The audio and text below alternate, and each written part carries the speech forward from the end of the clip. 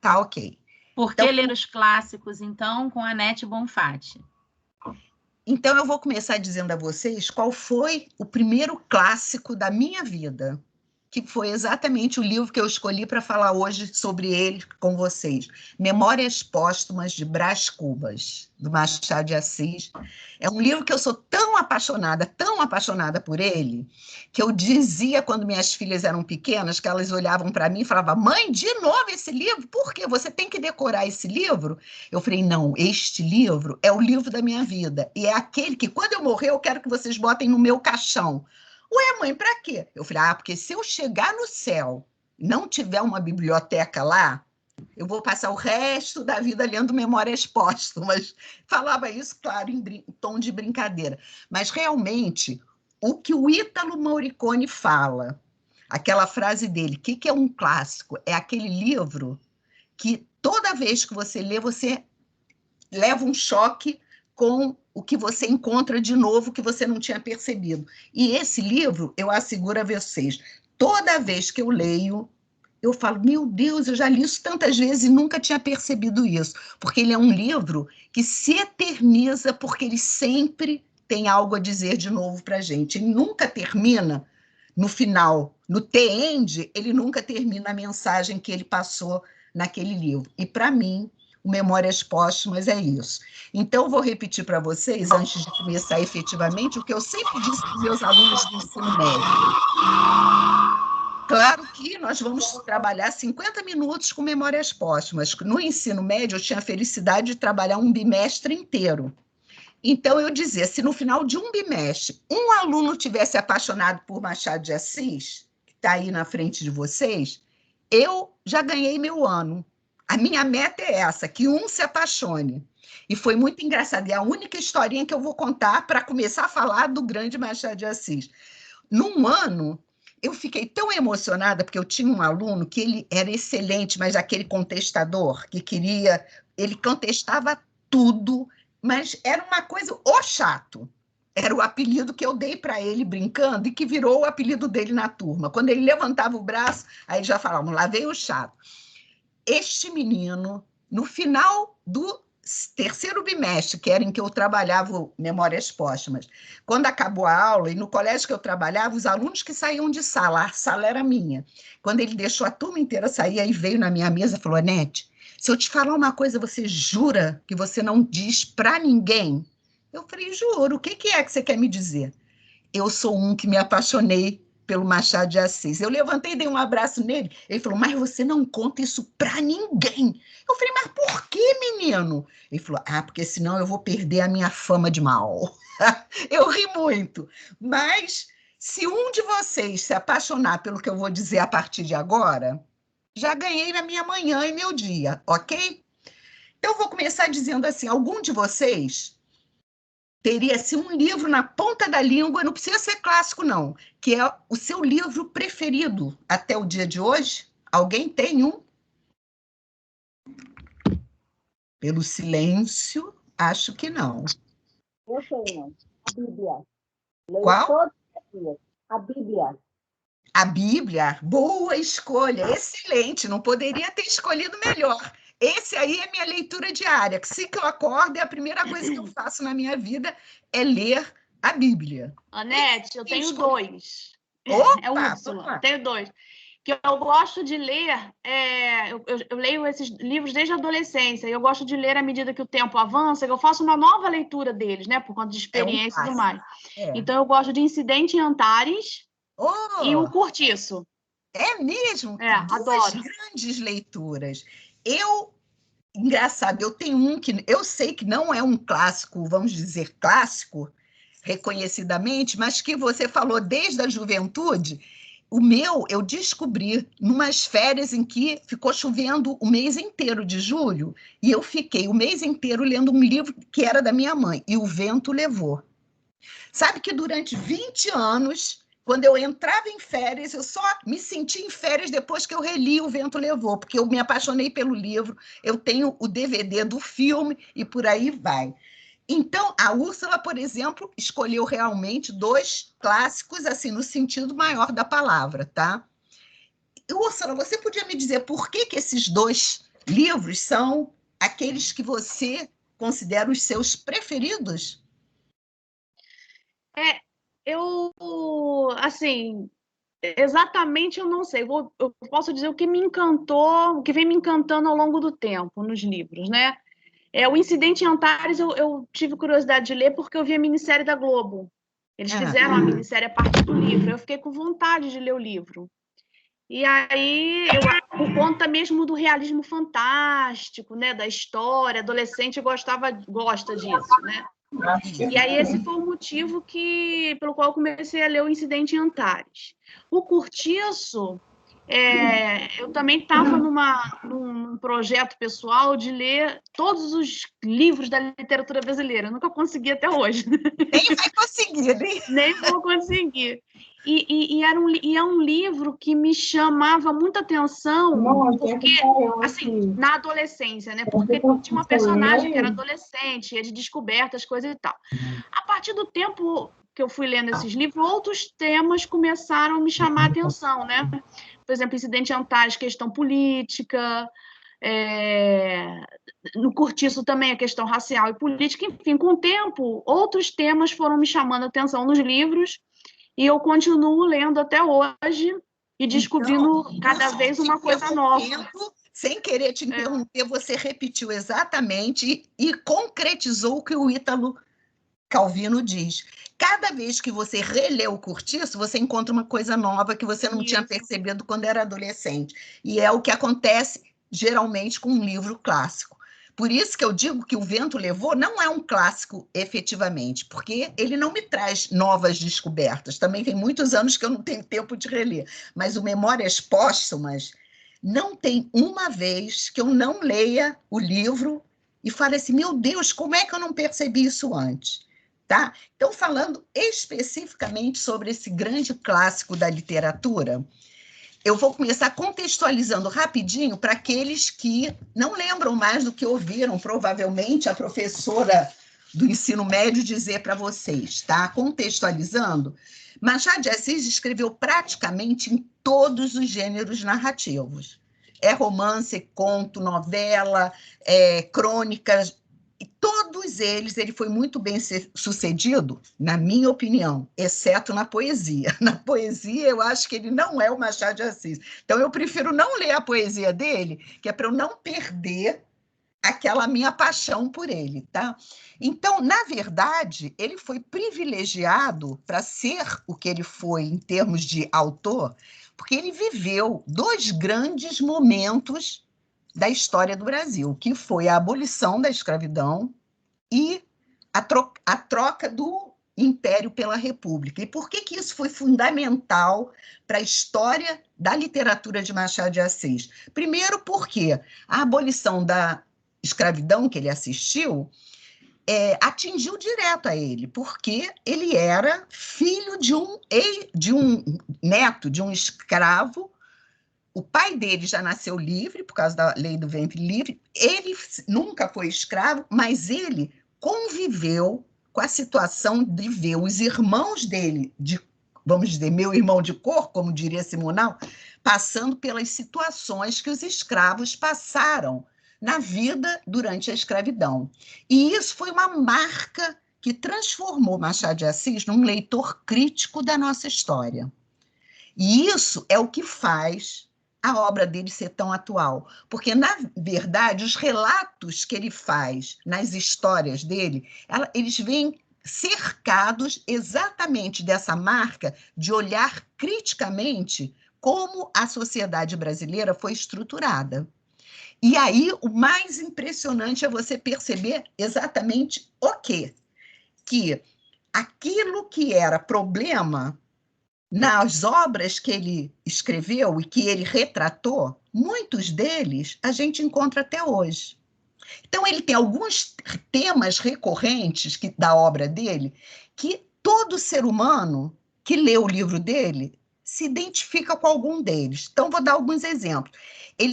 Um tema recorrente na obra do Machado de Assis, as consequências de o ser humano ser, por natureza, ambicioso. Então, os conflitos políticos, sociais, familiares são decorrência dessa marca que ele diz que é uma marca registrada do ser humano, a ambição. E que essa ambição vai gerar conflitos não só sociais ou políticos, até familiares. Então, no Memórias Póstumas, a gente vê o conflito do personagem narrador com a irmã depois que os pais morrem por conta de uma herança. Porque eles brigam até por uma louça que a irmã quer e ele acha que tem que ser meio a meio, porque tudo tem que ser dividido ao meio. Então, e não adianta a irmã argumentar com o Brás Cubas, mas, pelo amor de Deus, o que você quer uma louça incompleta? Se eu te der metade, nem eu tenho a louça, nem você. Ele falou, não interessa, mas é o quê? A ambição humana provocando conflito. Em decorrência disso, o personagem Memórias Póstumas de Brás Cubas, que é o Brás Cubas, que é o narrador, ele chega a uma conclusão que meus alunos de ensino médio ficavam revoltados até entenderem. Aí eu brincava assim, olha, quando vocês tiverem a minha idade, vocês releiam, que vocês vão olhar isso de outra forma. Um segundo tema recorrente de Machado de Assis é constatar de como a vida é absurda. O absurdo da vida, eu acho que qualquer pessoa que passa, vamos dizer assim, dos 40 anos, começa a concordar com Machado de Assis. E, para quem disse que leu a Bíblia, que é o clássico da vida dela, vai ver que isso já está registrado lá quando na Bíblia eles dizem o quê? Não adianta a gente planejar, porque nós não somos donos do nosso destino. O meu destino foi traçado quando eu ainda estava na barriga da minha mãe. Isso é bíblico. E o ser humano acha que não, que ele tem, pelo menos até uma certa idade, que ele tem domínio sobre a vida, então ele planeja, acha que vai dar tudo certo, e quando dá tudo errado, o que pode acontecer?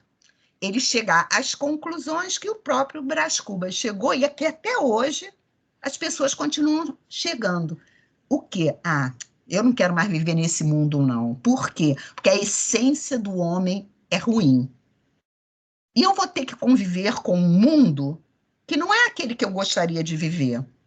Então, Machado de Assis tem esse olhar crítico e que é filosófico. Então, que, por exemplo, quando ele diz que é absurdo a gente viver, claro que um adolescente que está no auge de uma vida que ele está achando maravilhosa, fala, esse é um frustrado, esse homem deve ter sido muito infeliz. E ele não foi muito infeliz, porque a história da vida de Brás Cubas comprova que ele foi uma pessoa muitíssimo bem-sucedida, que é uma das coisas que os jovens hoje em dia mais querem na vida. Eles só pensam em alcançar sucesso, em ganhar dinheiro.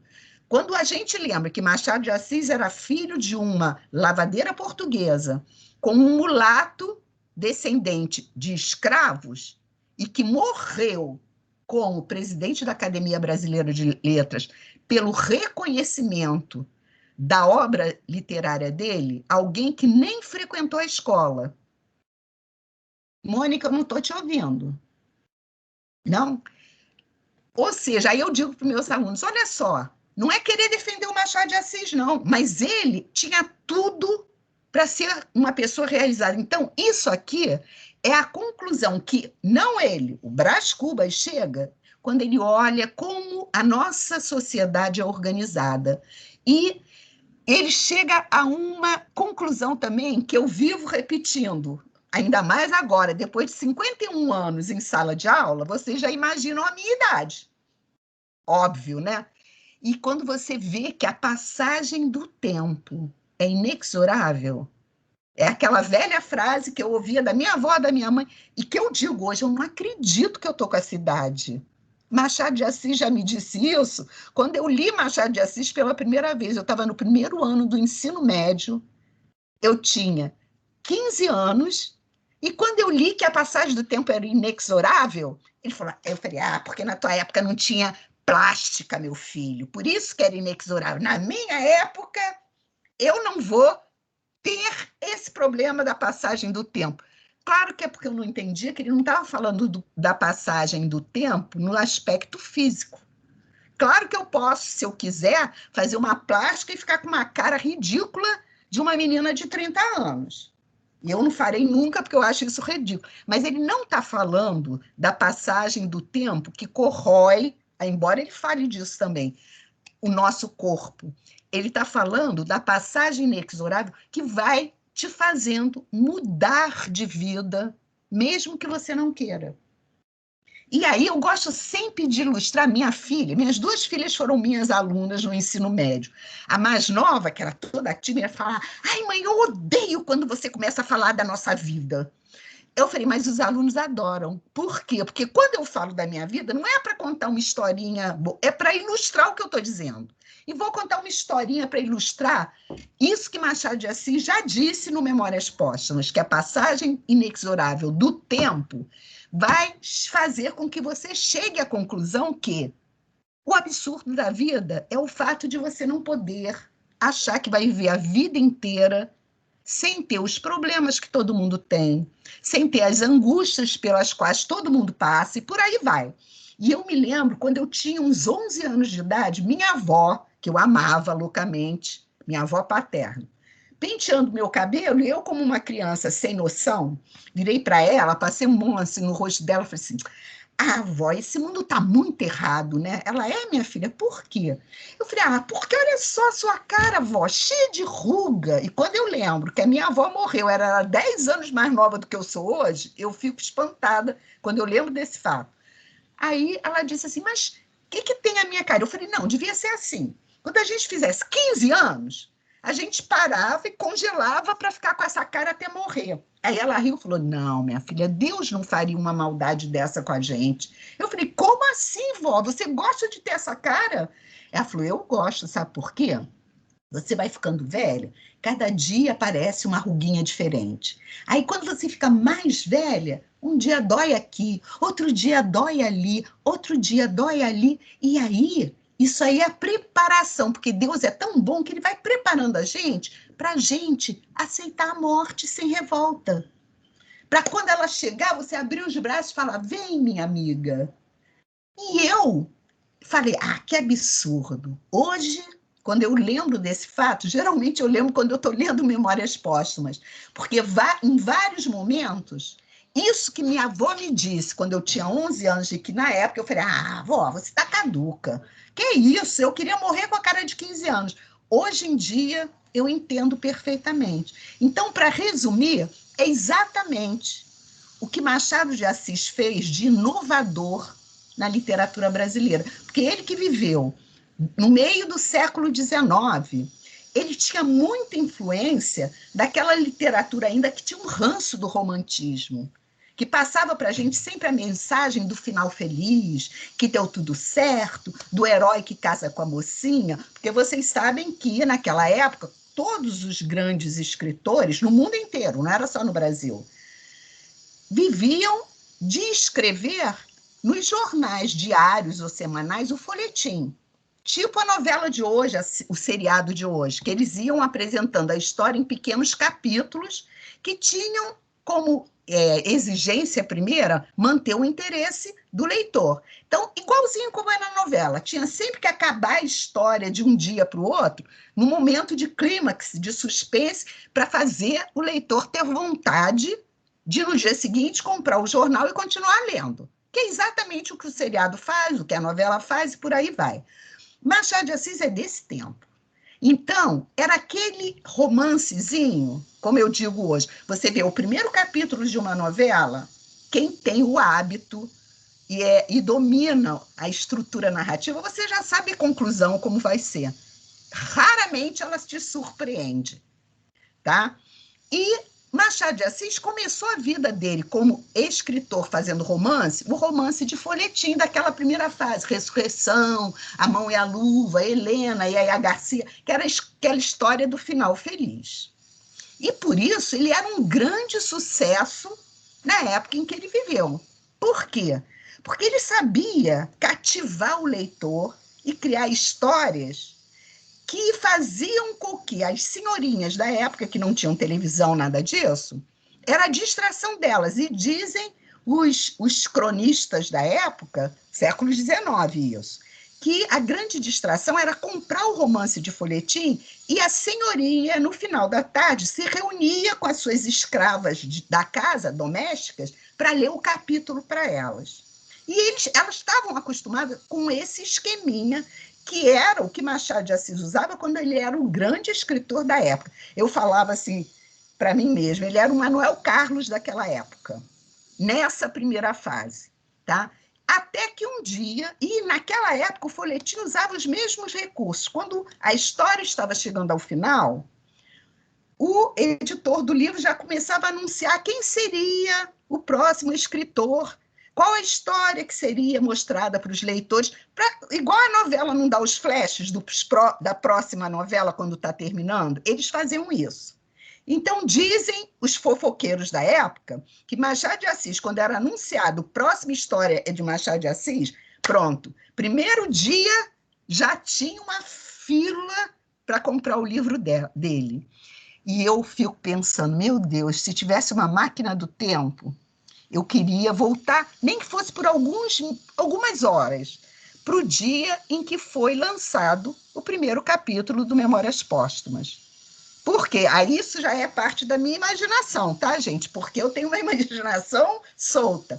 Aí eu fico imaginando todas as senhorinhas que gostavam da Mão e a Luva, de Helena, Yaya Garcia, Ressurreição, aquelas histórias da primeira fase, devem ter mandado os escravos delas para a fila para não correr o risco de perder o primeiro capítulo. Ok?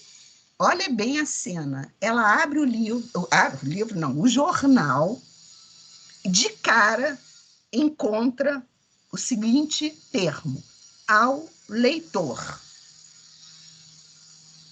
Vocês acham que isso é uma forma tradicional de se começar uma novela?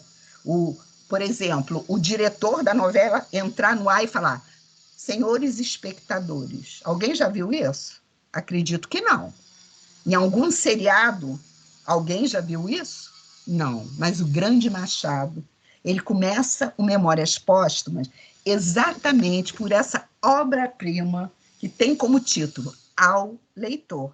E é isso que eu quero ler nessa meia hora final com vocês, para mostrar como esses temas recorrentes, que embora tenham sido produzidos ainda no século XIX, todos esses que eu falei para você, tá? Esse olhar crítico sobre a relação social, familiar, política, amorosa, como até hoje eles continuam exatamente os mesmos. E é por isso que ele é um clássico. Acho que deu para convencer alguém. Alguém quer comentar alguma coisa, fazer alguma pergunta? Senão eu vou abrir meu livrinho, que vou dizer para vocês. É o meu primeiro Memórias Póstumas de Brás Cubas, se vocês estiverem vendo. Eu vou abaixar a câmera aqui. Dá para ver? Que eu já tive até que encadernar, porque ele estava todo despencado, que eu comprei quando eu estava no primeiro ano do ensino médio. E que só releio Memórias Póstumas nele. Por quê? Porque eu faço questão de confrontar a letra que eu tinha aos 14 anos com a letra trêmula que eu tenho hoje. Por quê? Porque toda vez que eu leio esse livro, eu faço mais uma anotação, porque eu tenho mania, meus livros são todos rabiscados na margem, sublinhados, com exclamações e etc e tal. Imagina a senhorinha que, em relação à nossa vida atual, tinha pouquíssima, vamos dizer assim, competência de leitor, abrir o livro, e aí eu vou pedir à Mônica que mostrasse o PowerPoint, lá nesse primeiro capítulo que as mocinhas encontraram quando compraram o jornal que ia começar a história de Memórias Póstumas de Brás Cubas. E eu acho o seguinte, olha bem, tem uma palavra no título do livro que já não atrai, pelo menos os adolescentes. Quando eu falo Memórias Póstumas de Brás Cubas, qual é o significado da palavra póstumas? Significa o quê essa palavra? Depois de morto. Aí eu fico fantasiando. Ai, será que essa história vai ser boa? A história de um morto? As memórias de um morto, porque, na verdade, é exatamente esse o grande lance da história do Memórias Póstumas. Ele é o quê? É a digressão que é feita ao longo do livro, que o narrador faz, lembrando os fatos que marcaram a vida dele e com o olhar de quem já não está mais aqui. E como dizia Machado de Assis nesse livro, eu não estou mais no palco e não preciso mais da aprovação de ninguém. Então, depois de morto, eu posso contar esses fatos sem querer dourar a pílula, como eles foram realmente, e por que eu fiz aquilo ou por que eu não fiz. Por quê? Porque eu não devo mais nada a ninguém. Eu não preciso mais que a sociedade me aplauda, tá? Então, na verdade, esse é Memórias Póstumas de Brás Cubas, é, na verdade, um imortal da nossa literatura pelas inovações que esse livro trouxe no século XIX. Porque ele começa dizendo assim: ao verme que primeiro roeu as frias carnes do meu cadáver, dedico como saudosas lembranças essas memórias póstumas. E aí eu já começaria a rir com a bagagem de leitura que eu tenho hoje, mas eu duvido que as mocinhas do século XIX tenham percebido que a imagem sumiu, Mônica.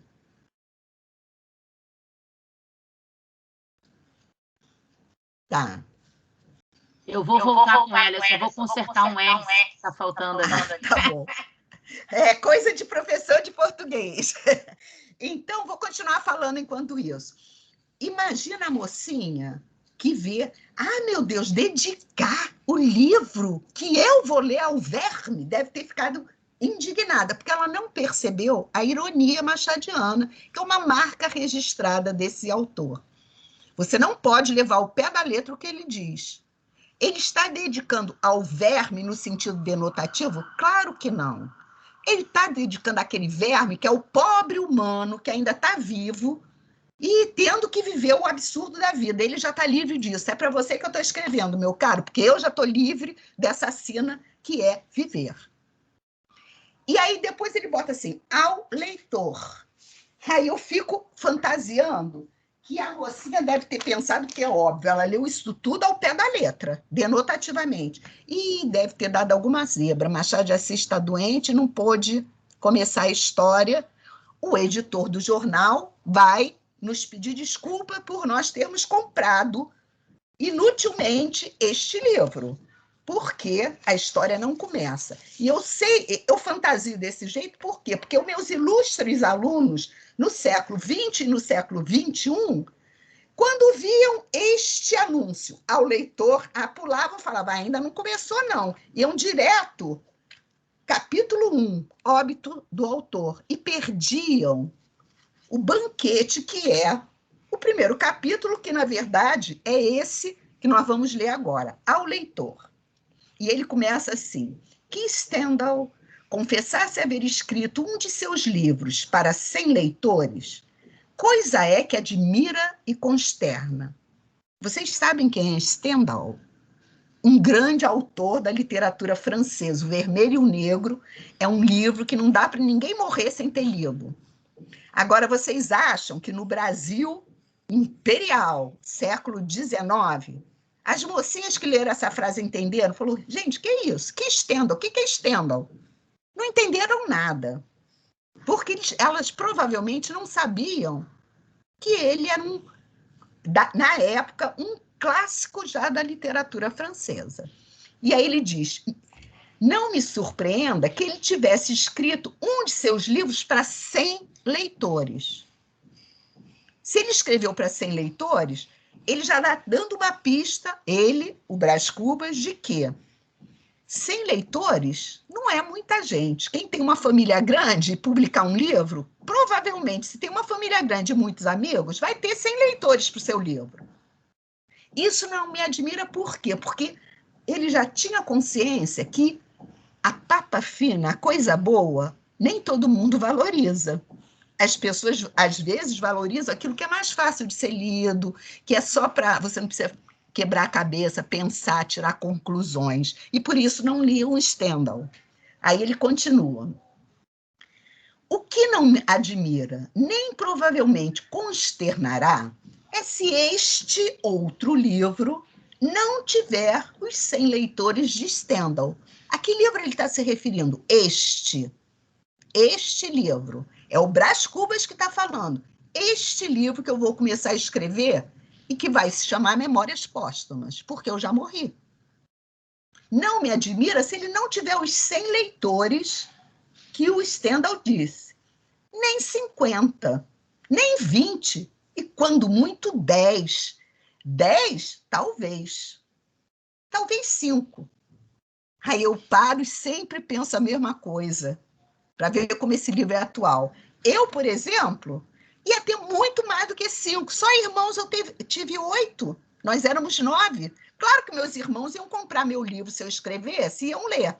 Então, eu acho que qualquer pessoa consegue se escrever e publicar um livro, ter 10 leitores. Agora, eu paro e questiono a vocês. Vocês acham que... Agora eu vou falar de Machado de Assis. Isso é real? Ele pensa, Machado de Assis, que o livro dele não vai fazer sucesso? O folhetim vivia, igualzinho à novela, de ter audiência, de ter público leitor. Se a história começasse a não dar ibope, ela era rapidinho, acontecia um desastre de trem, porque não tinha avião, morria todo mundo e acabava a história, porque não estava dando ibope. Então, é claro que ele está ironizando, mas, ao mesmo tempo, ele está anunciando para o leitor dele: não esperem aquele livro que você está acostumado a ler, que você, ai, meu Deus, por que acabou o capítulo? Eu quero ler o que vai acontecer, ele vai beijar ou não vai beijar a heroína? Vai matar ou vai morrer? Não vai ser isso que eu quero contar para vocês. Só que as mocinhas da época, claro que não perceberam as informações implícitas atrás dessa ironia machadiana. Meu livro não vai ter nem 5 leitores. E isso eu via como era verdade quando eu anunciava o livro de leitura do bimestre, Memórias Póstumas de Brás Cubas. Todos os alunos que tinham lido Dom Casmurro e não tinham gostado, claro que sempre tem algum que gostou, né? Com a graça de Deus. Ah, não, Anete, pelo amor de Deus, troca, esse homem é muito chato, né? Ele já sabia disso, ele tinha consciência de que o clássico é para o leitor maduro, proficiente, que vai entender o que está por trás daquelas mensagens, tá? Vou acelerar, senão eu não paro de falar e vocês vão sair da reunião porque falar, não, está na hora, tem que trabalhar. Aí ele continua assim, talvez 5. Trata-se, na verdade, de uma obra difusa. O que é uma coisa difusa? Que você não vê bem. Então, é uma obra que você não vai entender direito o encaminhamento daquela história. Por quê? Porque ele usa o tempo psicológico, ele vai e volta na história. Uma hora ele é um candidato ao Senado do Império, e no capítulo seguinte ele volta a um fato da infância dele. Então fica confuso para quem não tem o conhecimento do que é uma narrativa em flashback, que vai e volta, anda para frente, anda para trás. Ele já anunciou isso aqui para aqueles leitores que não estavam entendendo uma palavra, com certeza, do que ele estava dizendo. Na qual eu, Brás Cubas, e aí eles falam, será que o editor do jornal se chama Brás Cubas? O mesmo nome do autor, do livro que nós vamos ler, Memórias Póstumas de Brás Cubas. Eles começaram a perceber que já estava difuso para eles, que alguma coisa não estava certo, não estava batendo. E, na linguagem machadiana, ele continua, ironicamente, dizendo que eu, Brás Cubas, se adotei a forma livre de um Sterne ou de um Xavier de Mestre, não sei se lhe meti algumas rabugens de pessimismo. E aí ele já resumiu, para nós que somos professores de língua portuguesa, e para vocês, os que forem ser professores de língua portuguesa e de literatura, todas as marcas registradas da obra de Machado de Assis na segunda fase. Quais são essas marcas? A ironia. Você não pode levar ao pé da letra o que o narrador está dizendo. Então, eu sempre alertava o meu aluno. Quando o narrador falava assim, querido leitor, se você quer saber se Virgínia vai beijar Brás Cubas, pule para o capítulo tal. E eles pulavam. Eu falava, gente, olha só, não vou perguntar para vocês, que era o que interessava a eles, o que eu ia perguntar na prova. Se Brás Cubas beijou ou não beijou a Virgínia. tudo que vocês pularam, na verdade, é o cerne do livro. É o que a gente chama das digressões machadianas. O livro não está centrado na trama, naquilo que o leitor comum gosta de ver. Se a mocinha vai beijar, se não vai beijar, se o assassino vai ser preso. Não é isso. Na verdade, o que faz a gente gostar ou não gostar de Memórias Póstumas são exatamente as reflexões que o personagem Brás Cubas vai fazer ao longo da história. E que, ironicamente, aí eu falo, Machado de Assis fala assim, ó, se você quer saber só do beijo, pode pular, porque agora eu vou ficar um tempão, ó. Aí o aluno fala, professora, fica 3 capítulos só enchendo linguiça. Aí eu falava assim, olha só, você me promete que depois que você fizer 50 anos, você lê só esses 3 capítulos de novo, para ver se você vai continuar enchendo linguiça. Aí aqueles mais saidinhos falavam, e se eu continuar? Eu falava, desculpe, meu filho, eu vou dizer assim, lamento, você é um retardado. Não amadureceu nada na sua vida. Se aos 50 anos você achar que as digressões machadianas é encheção de linguiça, é porque você não entendeu o que você leu. Não foi meu aluno, pelo amor de Deus. Continuando. Não sei se lhe algumas rabugens de pessimismo. O que é uma pessoa rabugenta? É aquela que só reclama da vida. É o Brás Cubas. Brás Cubas nasceu em berço de ouro. Ele diz que saiu da vida, no último capítulo do livro, ele vai dizer, depois de fazer o balanço da vida dele, que ele saiu ganhador da vida. Nem com perdas, nem com sobras. E por que ele chega a esta conclusão? Porque ele diz lá, ó, esse último capítulo é todo de negativas. Não alcancei a celebridade do emplasto, não fui ministro, não fui califa, não conheci o casamento, não. Então a vida dele foi cheia de sucesso ou de insucesso? De insucesso. Então o leitor concluiria, o leitor ingênuo, então você foi um infeliz, saiu da vida como perdedor. Aí ele diz, verdade é que, ao lado dessas faltas, coube-me a boa fortuna de não comprar o pão com o suor do meu rosto. Ele nunca precisou trabalhar porque ele já nasceu rico. Quer dizer, alguma coisa que boa para ele. Mas não padeci a morte dos amigos de Dona Plácida, nem a semidemência, a loucura do Quincas Borba, amigo de infância dele. Somadas umas coisas e outras, qualquer pessoa imaginaria que não houve míngua nem sobra, eu não saí nem ganhando nem perdendo da vida. E, conseguintemente, que saí quite com a vida. E imaginaria mal, porque eu, Brás Cubas, ao chegar a este outro lado, é a derradeira negativa deste capítulo de negativas. Não tive filhos. Essa frase me choca até hoje. Não tive filhos. Se fosse eu ia me sentir super infeliz, porque as minhas filhas são tudo de bom na minha vida. Não tive filhos. Não que ele não quisesse ter tido filhos, mas ele tinha consciência que ter filhos é o quê? Não transmitir a nenhuma criatura o legado da nossa miséria. Visão de mundo de uma pessoa que não tem a menor fé na vida, que acha que a vida é um absurdo e que você ter filhos é você condenar alguém a viver. Porque depois que você nasce, ninguém pede para nascer. Mas você, ao nascer, você está condenado a uma vida que vai te trazer muito mais sofrimentos do que alegrias. E era aí que meus alunos diziam, foi muito infeliz, deve ter sido um cara que nunca teve sucesso na vida. E não é isso, porque ele estava falando exatamente do lado metafísico. Enquanto a gente está preso à matéria, que é a vida, a gente nunca vai ter aquilo que só vai alcançar depois da morte, que é o equilíbrio, a paz. Isso é verdade ou é mentira? Eu acho que nenhum ser humano racional vai discordar do que Brás Cubas está dizendo. E dizendo de uma forma que nem todo mundo entende. Por isso que aqueles que são menos proficientes na leitura não gostam muito, porque é uma obra em que você, como leitor, tem que parar, refletir, e eu não estou dizendo que você tem que concordar com tudo que o Brás Cubas diz, não, mas você tem que refletir sobre o que ele diz para tirar ensinamentos para a sua vida não ser tão absurda. E isso o Brás Cubas faz só depois da morte, quando ele se livrou da matéria, que ele vê, quando ele diz o menino é o pai do homem, lembrando de tudo que ele fazia na infância com o escravo Prudêncio dele, os absurdos que ele fazia, e isso já mostra o quê? O homem faz absurdos, às vezes sem ter consciência de o quanto ele está sendo ruim.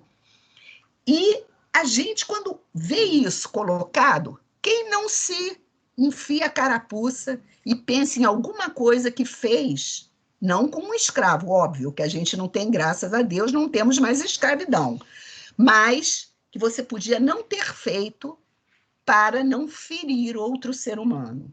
Tudo isso está colocado nas Memórias Póstumas de Brás Cubas. Essa reflexão metafísica sobre o mundo, ela não é só para quem viveu no século XIX. É para o ser humano. Por quê? O ser humano, não vou concordar com Brás Cubas quando ele diz que a essência do homem é ruim. Não. Mas a essência do homem é valorizar coisas que depois, com o passar da vida, ele não vai mais valorizar. Porque ele vai ver que são coisas supérfluas, que não têm importância alguma. Mas que na hora em que ele não tem, enquanto ele está preso na matéria, ele acha que ele é o ser mais infeliz do mundo. Ok? Como eu só tenho mais 7 minutinhos, infelizmente, eu quero acabar de ler esse capítulo, que é maravilhoso. Ele continua dizendo assim, meti algumas rabuscas, vou retomar nesse período, talvez 5. Trata-se, na verdade, de uma obra difusa, confusa, na qual eu, Brás Cubas, se adotei a forma livre do Sterne e do Xavier de Maistre, ainda piorei, porque Sterne e Maistre eram muito filosóficos. Porque eu sou filosófico e sou também o quê? Rabugento e pessimista. Aí todo mundo, Hecate, não quero ler esse livro nunca. Pode ser obra de finado. Escrevia com a pena da galhofa e a tinta da melancolia. Volta à linguagem conotativa. O que é a pena da galhofa? É exatamente as ironias que vão aparecer ao longo da história. E a tinta da melancolia é esse olhar pessimista que a obra dele vai trazer na narrativa. E não é difícil antever o que poderá sair desse conúbio, dessa mistura. Vai sair uma coisa boa ou ruim? Acresce que a gente grave achará no livro umas aparências de puro romance. Ou seja, os intelectuais vão dizer assim, isso é uma historinha de folhetim, uma porcaria, ninguém deve ler. Então, eu não vou ler. Isso, as pessoas graves, os intelectuais. E as pessoas frívolas, quem são os frívolos? Aqueles leitores de folhetim, que gostavam daquela historinha formatada, que prendia a atenção e que ele não precisava pensar muito, ele só precisava saber como é que a história ia acabar. Não achará nele o seu romance usual. Ele aí, olha a ironia, fica privado da estima dos graves e do amor dos frívolos, que são as duas colunas máximas da opinião. Traz isso para a realidade do século XXI. Muita gente escolhe a leitura que vai fazer lendo na revista Veja o quê? Aquela seção de os livros mais vendidos, de autoajuda, de romance, ficção e tarará, tarará. Quem é que está fazendo essas recomendações? São o que eles chamam, Brás Cubas, dos graves. Aqueles que se dizem críticos literários, mas que nem sempre, para o meu gosto, pelo menos, nem sempre eles acertam. E muita gente, quem? Os frívolos, só compram um livro que está lá no top. Deve ser bom, todo mundo está lendo, vou ler também. Senão eu não tenho o que falar quando mencionarem esse livro, tá? Mas eu ainda espero angariar as simpatias da opinião, e o primeiro remédio é fugir a um prólogo explícito e longo. Olhem bem a ironia que vem a seguir, que é o que eu digo para os meus alunos quando eu vou corrigir a redação deles. O melhor prólogo, o prólogo é o início da narrativa, tá? É o que contém menos coisas. Ou o que as diz de um jeito obscuro e truncado. Quando eu leio isso, eu morro de rir. Eu, com meus 50 anos de corretora de redação, quando eu pego aquela introdução de um texto argumentativo que tem que ser feito em 30 linhas, o aluno leva 10 linhas para falar de uma coisa que não tem a menor importância para o tema em discussão. Aí eu coloco assim do lado. Colocava quando eu corrigia no papel. Desvio parcial do tema. Por quê? Porque aquilo não acrescenta nada à discussão. Aí eles sempre falavam, Nete, mas isso aí é só, entendeu? Para começar. Eu falei, meu filho, mas você só tem 30 linhas. Você gasta 10 dessas linhas para começar sem dizer nada, e é o que ele está aconselhando. Brás Cubas, não é Machado de Assis. Ele está aconselhando a fazer isso. O melhor prólogo é aquele que contém menos coisas, ou seja, só embroma, só enche linguiça, não diz nada. Ou os que a diz de um jeito obscuro e truncado, ou seja, é aquela anotação da professora assim, estrutura sintática truncada. Leia-se, não entendi a frase porque ela está mal organizada. E o Brás Cubas aconselha o escritor a fazer isso. Claro que ele não está falando isso a sério, ele está ironizando os escritores que só sabem escrever naquele formatinho que ele sabe que o leitor vai entender rapidamente, não vai parar para pensar, está tudo prontinho e mastigado. Não. A obra da segunda fase de Machado de Assis não é para ser lida desse jeito, é para ser lida o quê? Degustando aos poucos, refletindo e tirando conclusões que podem ser as suas, não tem que ser as conclusões do personagem Brás Cubas. Conseguintemente, evito contar o processo extraordinário que empreguei na composição destas memórias, trabalhadas cá no outro mundo. Memórias póstumas, ele está morto. Tá? E ao longo do livro ele vai falar assim, eu resolvi escrever minhas memórias porque o céu é um tédio. Eu não estou mais aguentando ficar aqui sem fazer nada, então eu resolvi preencher o tempo escrevendo. Seria curioso, mas minimamente extenso. Aliás, desnecessário ao entendimento da obra. Ele está fazendo referência ao quê? A exatamente os momentos da obra em que ele vai usar o recurso da metalinguagem. Ele vai claramente, ele para a história que ele está contando no auge, que é para o leitor da época ficar bem enfurecido, na hora em que a Virgínia reencontra o Brás Cubas, que foi o grande amor da vida dela, mas que ela casou com outro que era mais rico que ele. Quando ela reencontra, o capítulo acaba, e ele começa a fazer comentários sobre como eu escrevi esse livro, eu, Brás Cubas. Você que é leitor, o que você deve fazer para entender o que eu escrevi? Ele faz todo um processo de explicação de como aquela obra está sendo escrita, que é a função metalinguística. Você acha que a mocinha do século XIX entendeu esse recado? Aí ele termina dizendo, a obra em si mesmo é tudo. Olha bem, para você entender a obra, você tem sim que entender em que estrutura ela foi criada, porque senão você perde, às vezes, o melhor dela. Quando o Brás Cubas diz assim, para o leitor, pule para o capítulo tal para saber se aconteceu isso ou aquilo, você vai pular o melhor da história, que são as digressões reflexivas e filosóficas. A obra em si mesma é tudo. Se te agradar, fino leitor, olha a ironia, pago-me da tarefa. Se te não agradar, pago-te com piparote a Deus. Eu acho que muitos leitores do século XXI não entendem o que é pagar com um piparote a Deus. É como se ele estivesse falando, na linguagem hoje, bem popular e bem vulgar, desculpem o termo que eu vou usar, mas quando eu usava para os meus alunos, eles entendiam na hora. É como se o Brás Cubas estivesse assim, se você gostar do livro, legal, boa, ganhei o dia. Se você não gostar do livro, F, dane-se, para não falar aquela palavra que começa com F, que é muito feia. Foi isso que o Brás Cubas mandou de recado para a mocinha de quem ele dependia para sobreviver, porque ela tinha que gostar da obra para poder continuar a ser contada, senão ela era cortada rapidamente. E pasmem vocês, Dizem que Memórias Póstumas, mesmo naquela época, foi um sucesso estrondoso de venda do jornal. Aí eu me pergunto, por que será? Será que o leitor daquela época entendeu que aquilo era um clássico que estava sendo publicado da literatura brasileira? Eu acredito que não. Eu acho que é a curiosidade, que é um dos temas recorrentes de Machado de Assis, de falar assim, onde esse louco quer chegar com essa história? Vai chegar um momento que ele vai contar alguma coisa naquele modelinho que eu conheço. E eu acredito que todos os leitores tenham continuado a ler para saber onde que ia acabar aquilo. Jamais eles imaginariam que a última frase do livro foi aquela que eu li há pouquinho para vocês, tá?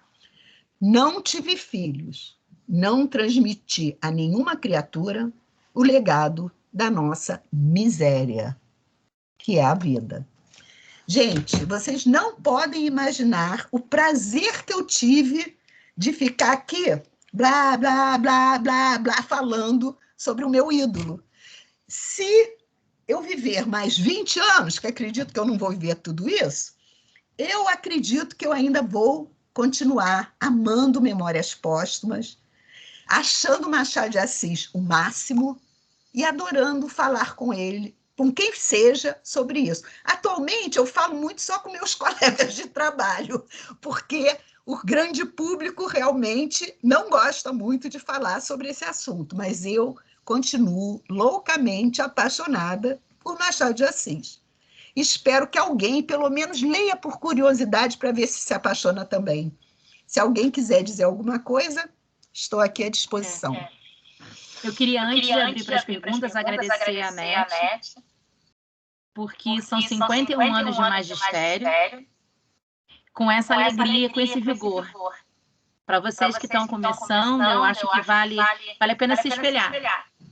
Vale a pena ser professor. Né? Vale mesmo, com certeza. A gente tem o Clube do Livro, com contos de Machado de Assis, já, vocês podem sair daqui e se inscrever lá. E a gente vai fazer a continuação desse, né, Anete? Quem sabe agora em junho, eles têm maio para ler esse livro, e em junho a gente fala das digressões, a gente pode falar... As tramas recorrentes é um espetáculo. Os temas do livro. Psicológico. Isso aí tem que ser falado durante anos, mas tem que dar ibope, né? Se não tiver ninguém entrando na sala, aí fala, essa mulher é uma louca, como é que pode gostar de uma coisa tão horrível? Mas eu sempre tenho fé que alguém vai se apaixonar por Brás Cubas. E agradeço, Mônica, a chance de ter podido fazer essa 1 hora de alegria para mim, e espero que os que me ouviram não tenham ficado muito entediados, como Brás Cubas ficava em vários momentos da vida dele. A gente tem a Úrsula de mão levantada aí, pode falar, Úrsula. Bom, primeiro eu quero agradecer, Anete, por você compartilhar não só o seu conhecimento sobre a obra de Machado de Assis, mas a sua paixão, porque eu acho que isso é mais importante, encanta mais do que só o conhecer muito, né, a obra do Machado. Então, assim, a gente vê que você tem a sua primeira edição encadernada e que você fala isso com tanta paixão, eu acho que, assim, para mim foi muito bom. Sabe, de manhã, eu estou voltando, eu falei com a Mônica, assim, Mônica, eu vou começar a entrar no encontro, na corrida na rua, então eu ainda estou com o chapéu. Eu vou, quando acabar, que eu vou andar de bicicleta. Entendeu? Porque eu queria muito participar, porque eu gosto muito da obra do Machado de Assis, e a gente conhece o seu trabalho, então... que é um encontro, tinha certeza que seria um encontro muito bom. E a Anete, gente, ela já está convidada, né, para dinamizar os encontros do Clube do Livro, a gente vai marcar direitinho, pra gente. Então, vocês, né, que saiam daqui, entrem no Clube do Livro, comecem a ler os contos, aí a gente vai marcar para conversar com a Anete sobre os contos que estão lá, né, as reviravoltas, né, que o Machado de Assis gosta desse negócio de... Você acha que vai para um caminho, de repente... Sabe? Assim, gente, olha só. Alguns alunos, né, no Clube do Livro disseram que leram Machado pela primeira vez agora, né? Não gostavam de ler quando eram adolescentes, até por conta de como muitas escolas tem que ler para fazer a prova, né? Então, assim, é uma outra linguagem, um outro tempo. Então, se você não contextualiza, o aluno realmente vai achar um saco, entendeu? Vai ser chato para ele. Né? Não entende. Deixa eu interromper um minuto, Úrsula. Eu, quando trabalhava Machado de Assis, lógico que eu não posso ler o romance inteiro, mas eu selecionava os capítulos que eu ia ler com os alunos. Porque aí eu lia fazendo essa dramatização e sempre eles entendiam. Aí eles falavam, pô, Nete, quando eu li isso eu não entendi nada. Eu falei, então vamos entender agora, num passe de mágica. Isso é fundamental. A leitura dirigida é que vai fazer com que a pessoa goste ou não, porque se ela não entende aquilo, como é que ela vai gostar? Desculpe te interromper. Não, mas é isso mesmo. E assim, os alunos de história, né? Tem alguns alunos de história que compareceram, eu agradeço a presença de vocês. O tempo todo, né? Se você quer ser um bom professor de história e tornar as suas aulas bem atraentes, né? Porque o professor de história também tem, para que eu preciso saber isso, né? Lá de antigamente, não sei o quê. Blá, blá, blá.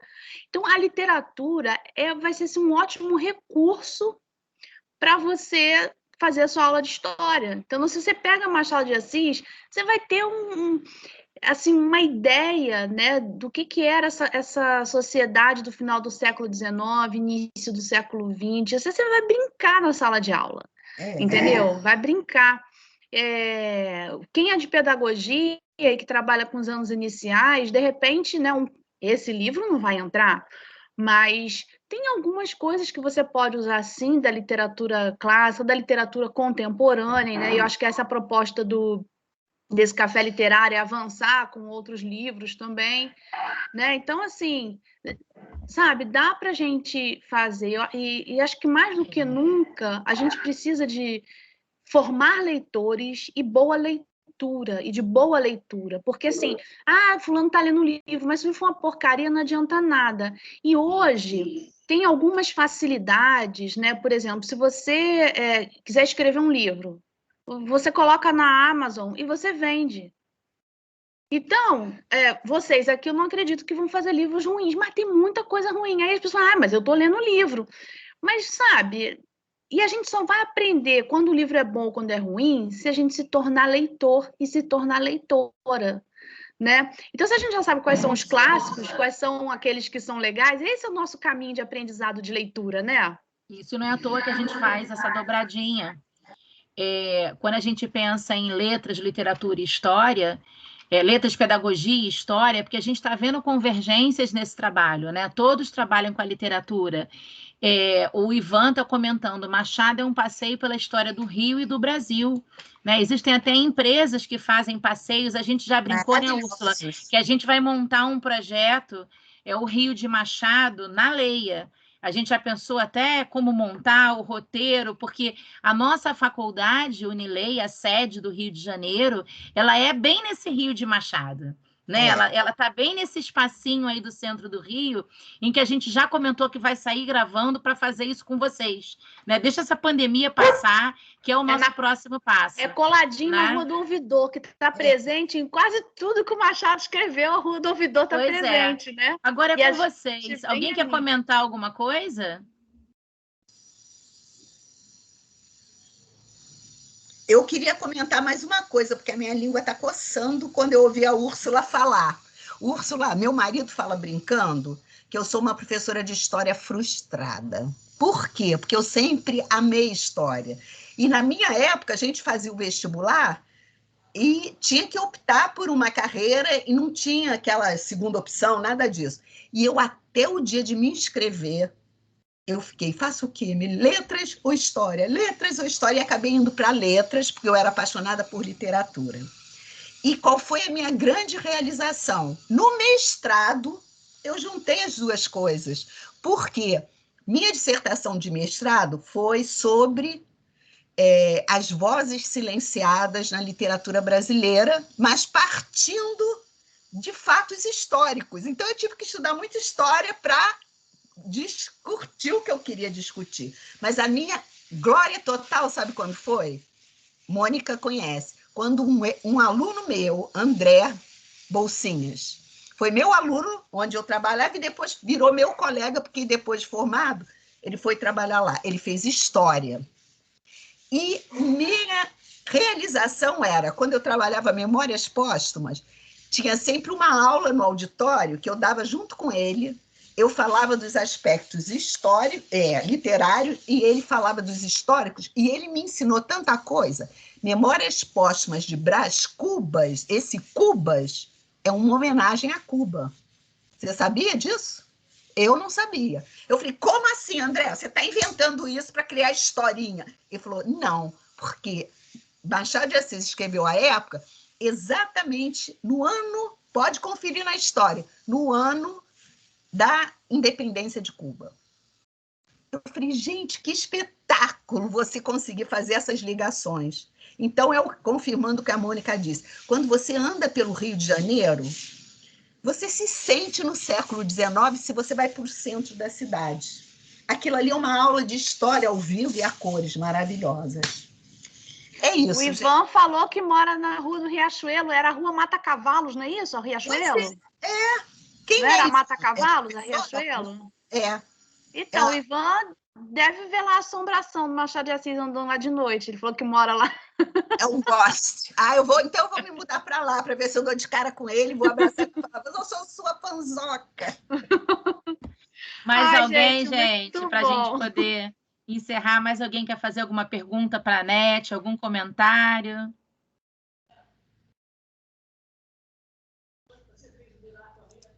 Gente, então eu vou me despedir agradecendo mais uma vez aos que participaram, os alunos. Espero que tenham gostado e encontre com vocês aí ao longo da caminhada do curso de vocês, já que eu dou aula em várias disciplinas dos alunos de letras e pedagogia.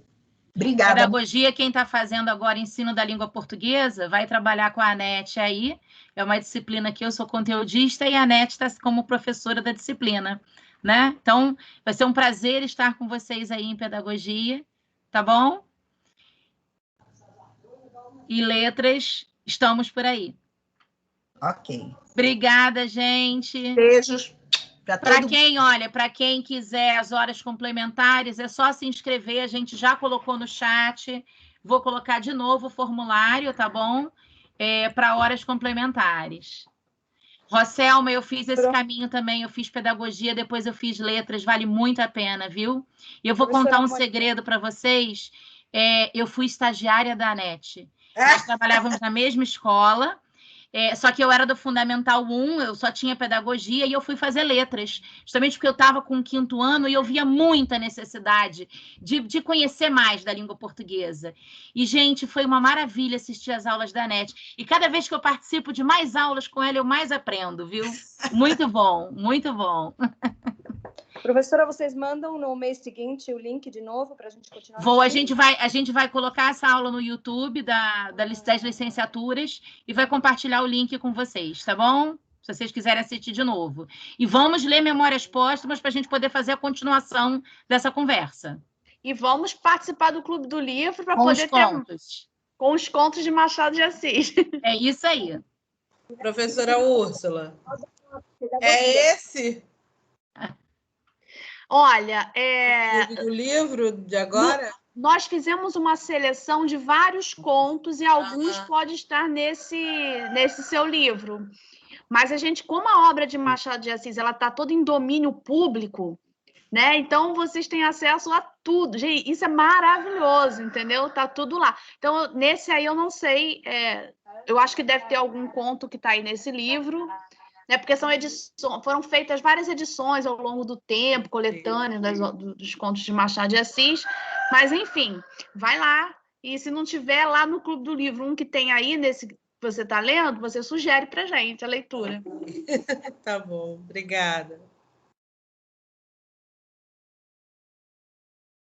Então, gente, até o próximo Café Literário Pedagógico. Vai ser um prazer estar com vocês de novo. Roselma, vai ser um prazer ter você em letras daqui a pouco. Termina a pedagogia primeiro, tá bom?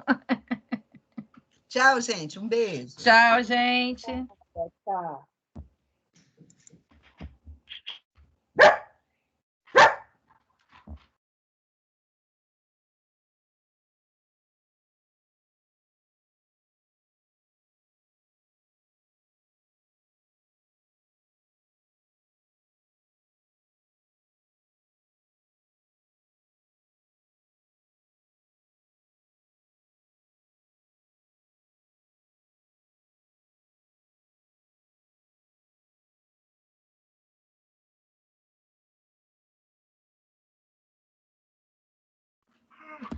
Tchau, Laiane.